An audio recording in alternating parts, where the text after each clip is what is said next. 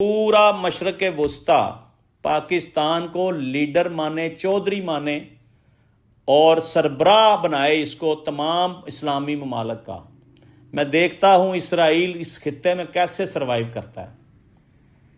میں دیکھتا ہوں کوئی بھی ملک ان ممالک کی طرف میلی آنکھ سے کیسے دیکھتا ہے۔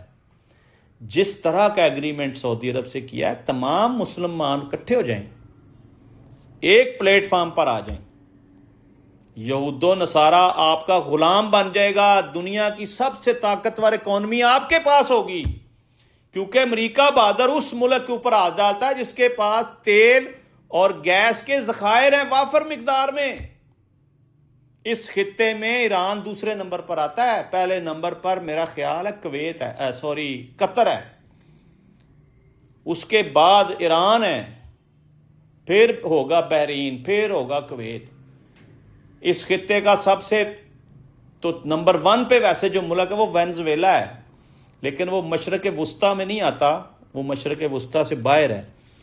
اب آپ دیکھیں کہ تیل اور گیس کے ذخائر کے اوپر ایران جو ہے نا وہ طاقتور ہے۔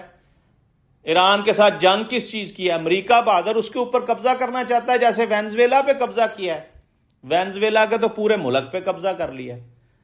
اب ایران کو بھی دھمکی لگائی ہے کہ جہاں تمہارے معدنیات ہیں، یہ تیل کے ذخائر ہیں، گیس کے ذخائر ہیں، ہم وہاں پہ زمینی فوج اتارنے جا رہے ہیں، ہم قبضہ کرنے جا رہے ہیں۔ لیکن یہ امریکہ کی بھول ہے، یہ وینزویلا نہیں ہے۔